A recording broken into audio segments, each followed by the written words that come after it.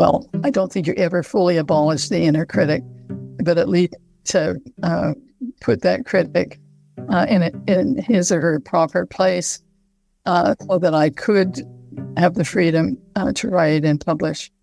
So I really am excited about the possibility of recovering some of that material.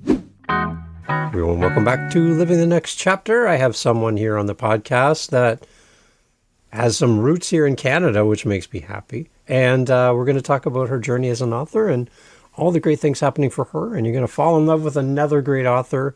So you're in the right place if you're looking for a great new author to check out and get some great books. Lily's here on the podcast. Lily, welcome to Living the Next Chapter. Thank you, Dave. Glad to have you here. Can you tell everybody where you are in this big world of ours? I'm in the San Francisco Bay Area. Beautiful. And you said it's kind of warm lately. Well, we just had unusually hot weather for us. Unusually hot. Yeah, in October. Yeah, there you go. Good. Awesome. We always like to start here with our conversation with our authors. There was a point in time when being an author wasn't really something that you were pursuing, but now here you are with multiple books. You're out there in the world. What was that for you? What was that spark that said, hey, I want to become an author? Well, it happened a long time ago. And I've been reading, I've kept journals since my early 20s.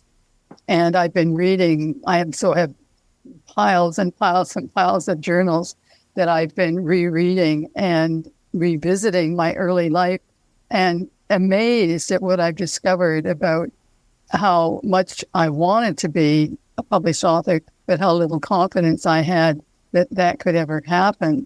So it was a lengthy process for me to finally, accept that being a writer is just part of who I am, a main part of who I am. And then, pursuing the various avenues to making them a possibility, which included then taking classes. And eventually I got a BA in English with an emphasis on creative writing, and then I got a master's in creative writing, as well as another master's in the humanities, because I realized that if I were going to be a writer, I needed to have something to write about, and not just myself, but the humanities then gave me a liberal arts background that I thought was really important. And so I just, the problem for writers, for most writers, is getting published. And there are, roadblocks along the way. And I certainly went through all of them. I early on, I did have agents. In fact, my first agent was Canadian. And because I was working on material that had Canadian setting. But I soon discovered that agents come in different colors. Mm-hmm. I don't mean that in terms of race, but in terms of what they're capable of doing and just how grounded they are. And I unfortunately ended up with one who was very enthusiastic about my material and, wonderful in that way, but really didn't have a clue how to go about being a responsible and good agent. And, in fact, I've written about that experience on my blog. I keep a blog where I post weekly something about reading and writing.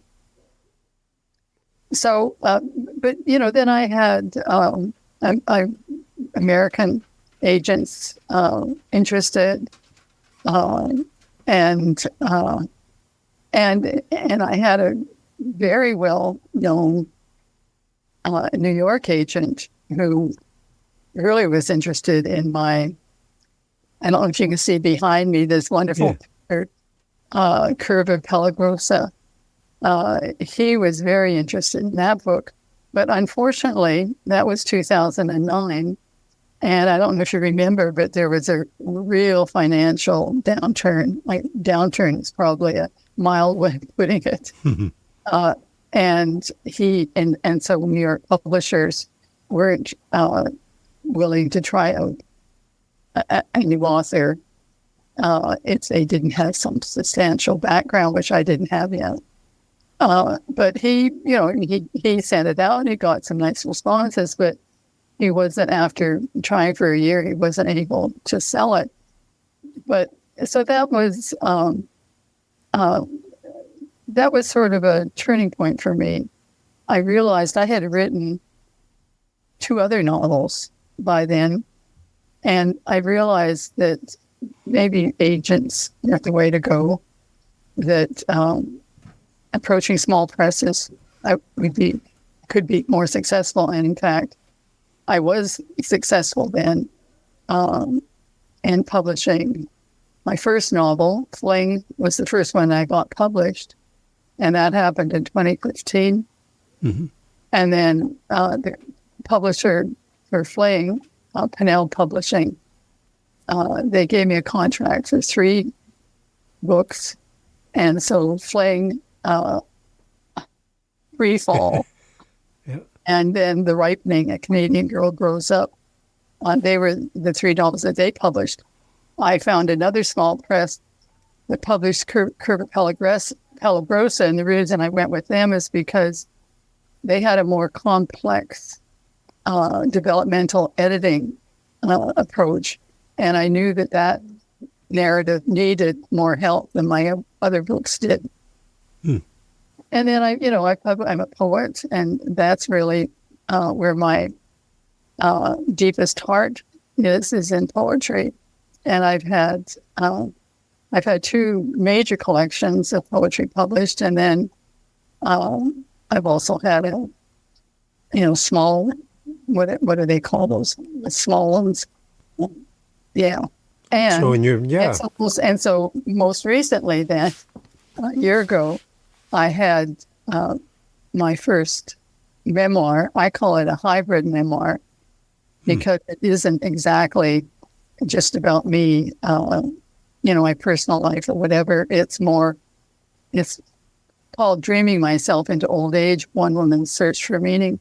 So there's a lot of philosophical rumination going on in it. And also I capture in the book, at age 72, I started a new analysis with a Jungian analyst.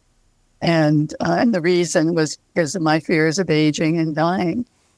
And so the book, Dreaming Myself into Old Age, grew out of that relationship. And I, talk about that as well in the book. Wow.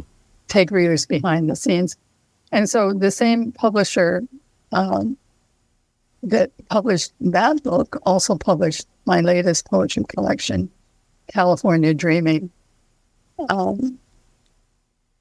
And it's a wonderful small press that just prints books that are focused on art and nature.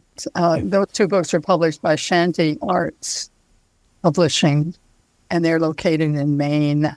So as an author, you've seen kind of a progression from working with agents all the way through now to kind of more self-publishing world we have now.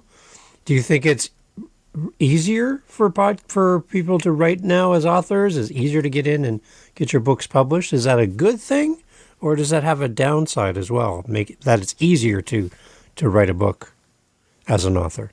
Well, writing a book is not easy. Mm-hmm. I spent on each of my novels years working on them. And if you don't have that kind of commitment to the material, to the characters, you're not going to get very far. Yeah. So I would like to erase any ideas that, if you're wanting to write a novel or a longer work, it takes real discipline and real determination to carry that through, and a willingness to sacrifice other things in your life in order to do that. Yeah. So, yeah, it's so when you say, is it easier? Um, I mean, my concern is that with self-publishing, I've seen a lot of self-published books, and I teach writing. I teach, I've taught grammar, taught college students. I'm still teaching older adults, but not the grammar part, just the writing part. And so I'm seeing a lot of self-published books that haven't been edited properly. And as a writer and an editor too, it bothers me that there isn't some kind of a safeguard against that happening. So, yes, you can put out a book at any time, if you're able to stick to it and create a book-length work. But whether it should be published is another question. Right. And I just would urge people who are wanting to self-publish to then be sure that they work with a good editor first, so they get the kind of feedback they deserve, because writing is all about rewriting. Mm. And, I've written tons of things that I thought, oh, this is wonderful, and it's going to get published and blah, blah, blah. And quickly learned that, no, this still has a long way to go before it's really found its center, before it's really discovered its voice. Yeah. So, yeah.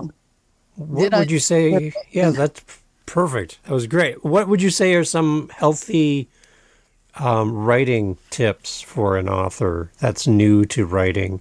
Some things that you would suggest to do on a regular basis when you write. Any kind of tips that you'd have for a young or a new author? Read. Okay. Read carefully, and read voluminously, and read. You can't develop as a writer if you aren't reading other writers and learning from them, and trying out new things. There are tons of wonderful books, how-to books.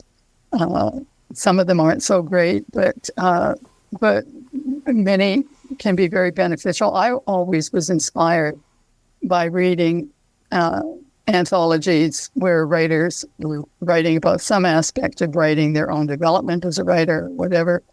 I always felt that was, really useful for me to get an inside look from someone who's had more experience than I have. And of course, taking workshops.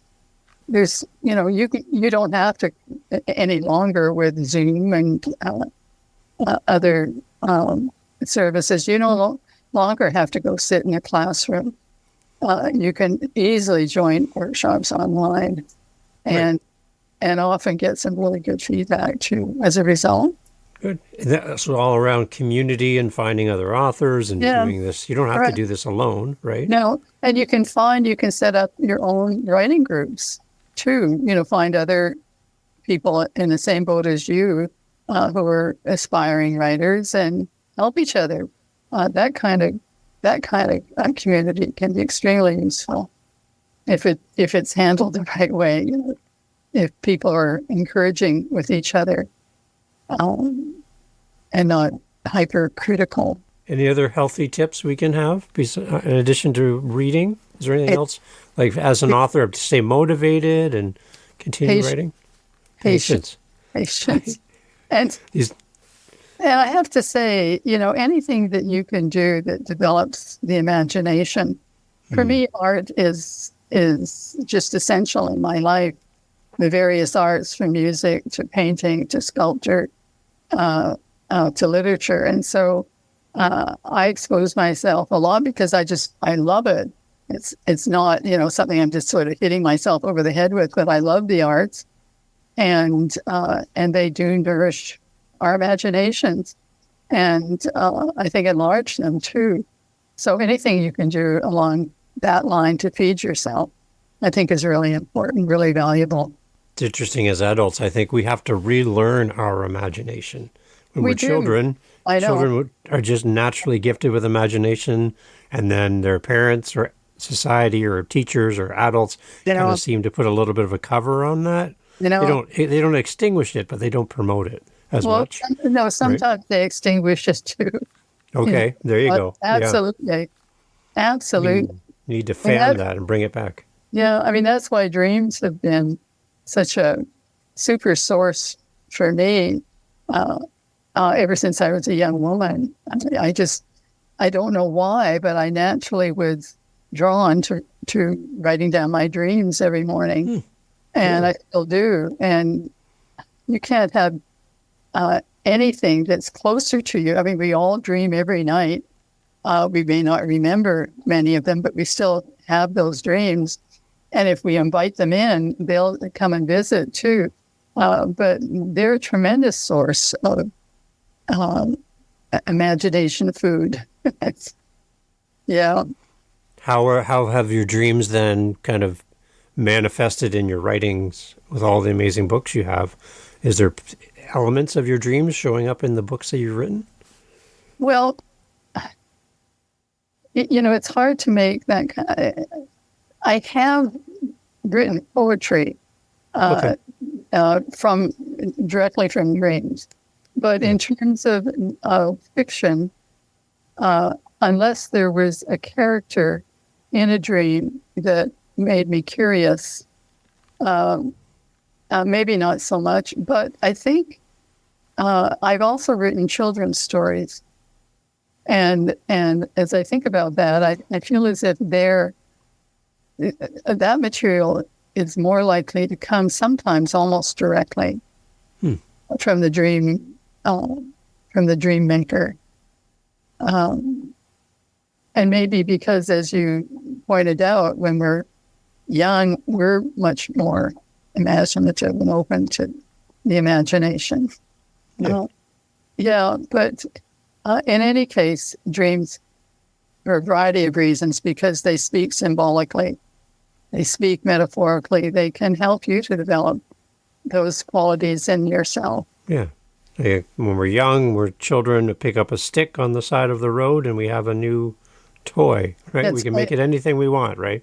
Right. So I just think as adults, especially as writers, pick up those sticks that you find along the way, whatever those are, and use those as inspiration to share your story. Could be a baton. You might become a conductor. Yeah. Yeah. Conduct the orchestra, right? Yeah. It's great. It's great. So for a new reader that's coming to you as a first-time author, they haven't read your books yet. Do you have a starting point? Like, is there a book that you would direct a new reader to where you say, of all the books I've written, I would really suggest you start with this book as maybe your first book for my library as an author? Well, all of my books, except for The Ripening, A Canadian Girl Grows Up, have a strong element of magical realism in them. So I think that readers, potential readers, would need to be open to that level of mixing reality with what we might think of as unreality. So maybe they should start with The Ripening.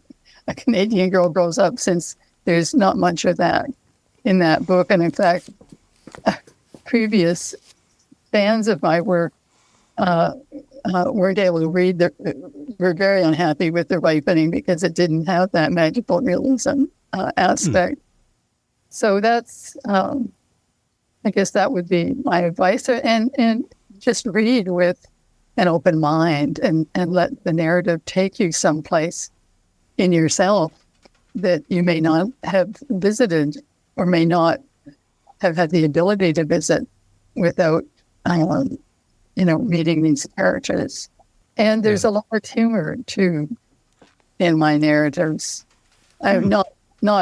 I don't think it's so much laugh out loud, but it's just a lot of undercurrents of humor. That's great. Yeah. Tell me some of the authors that inspire you as an author. Oh, well, I have to say, speaking of magical realism, 100 Years of Solitude. You can help me with the name, which isn't coming to me right on. Yeah, me too. I know it's one of those. Anyway, but he's just, in terms of magical realism, he's really a god. So I've read a lot of his work, but I've read in a lot of different genres. So I'm not just locked into reading work that's magical realism. And I've certainly been inspired by the traditional authors, Faulkner, James Joyce, etc. These are sort of the standard ones. You can learn so much from them. They're giants because they were really masters of what they were doing. How does it feel to know that there's the potential, there's someone who looks to you as an author and says that you inspire them as an author? How does that sit with you as an author, knowing that the potential is there for someone to say the exact same thing about you? It's something I don't think about. It's funny. I don't think about that. I mean, I'm teaching, still teaching,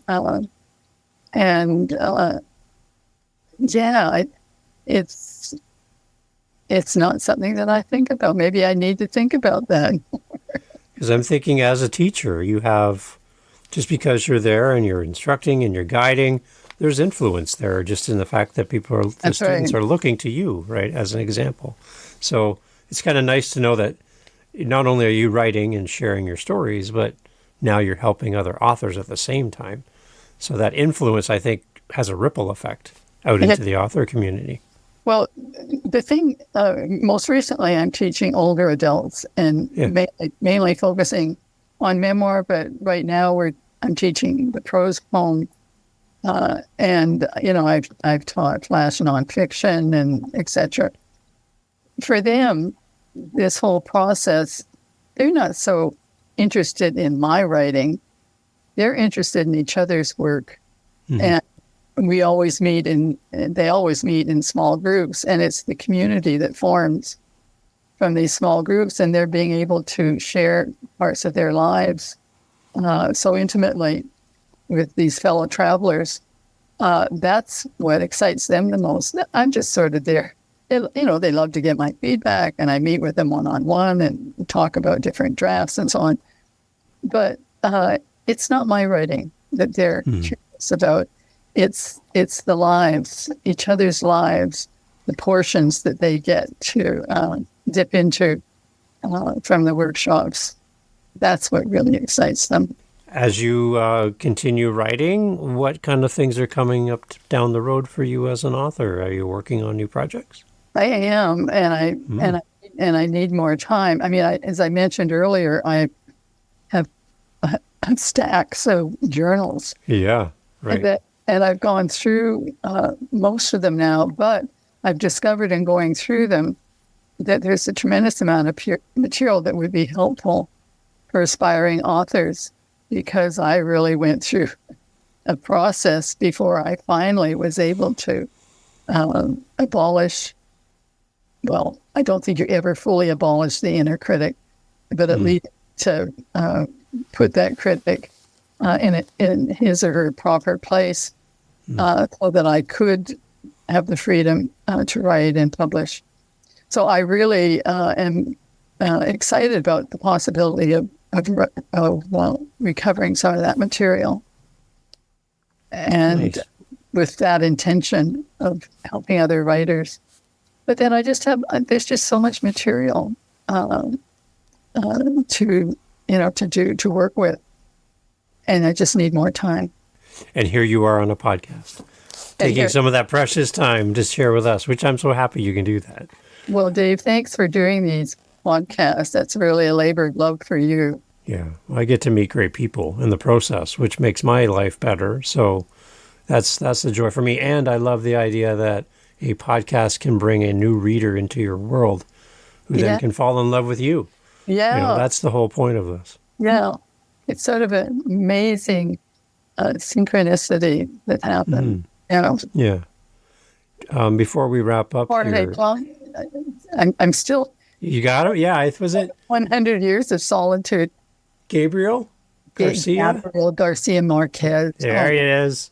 There you Gabriel go. Garcia Marquez, 100 There years you ago. go. We got it. We got it. We got it. See, we got it together eventually. We got it. I love it. As we kind of wrap up here in a few minutes, I'm curious to know from your perspective as an author, the value that you get in getting feedback from readers through reviews, through comments, when people reach out to you and tell you what your book means to them. What does that do for you as an author? Well, there's two more parts to that question than you may be aware of. Okay, good. Reviews are essential for published writers. And, that's how you invite others to read your work, to hear from people who've already done that and loved it and so on.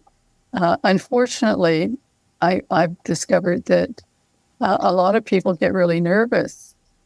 Writing is scary for lots of people if they're not writers themselves. And so they can get too scared to put down a few words in a review.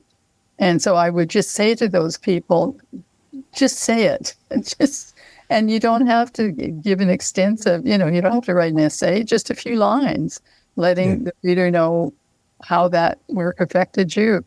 It's essential for writers to get that kind of support if you want them to continue writing and publishing and selling books. I look for feedback from fellow writers, especially, but not always, because sometimes people who aren't experienced at writing can bring you insight that you otherwise might not have gotten, because, there's sort of a pro forma way of approaching a critique and what you look at and the pacing and the rhythms and this and that. And sometimes the innocence of a non-writer can pick up on things that an experienced writer might not.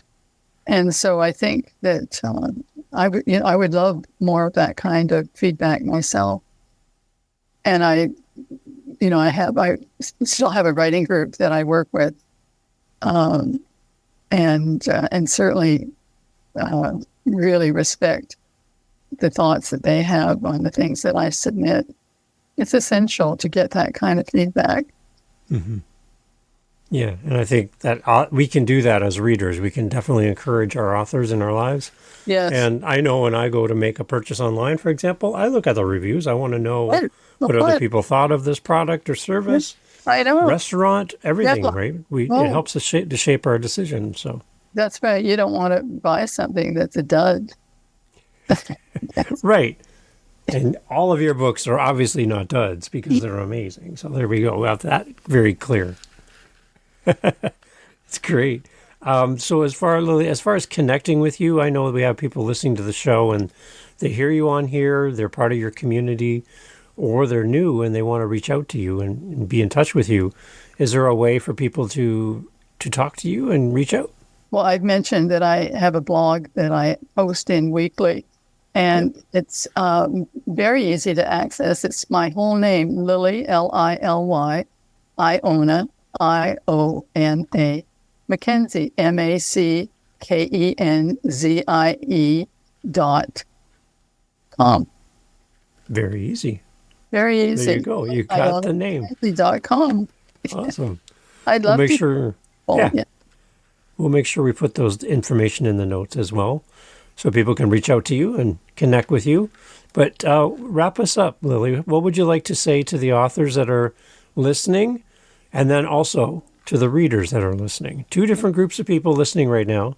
How would you like to wrap this up? What would you like to say to these people that are here with us? Well, I'd like to say to both of those groups, patience, because sometimes as a reader, when you start reading something that in a style that you're not familiar with, the impulse may be just to push it away. But it's the same thing with meeting a new human being.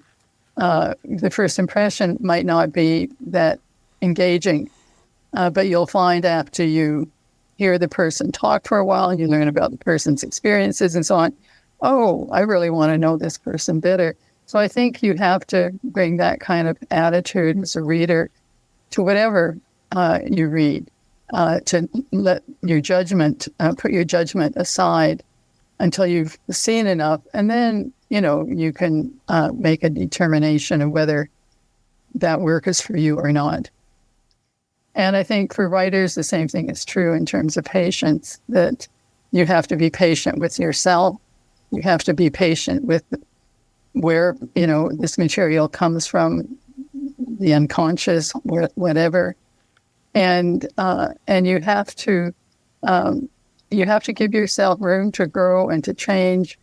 And again, to not give up on yourself. You might write something that you think is really weird, but if you have a good editor, writer friend, whatever, they may be able to say, "Oh, gee, this is great. I love this new direction that you're taking." So new things can be a turnoff for writers and readers.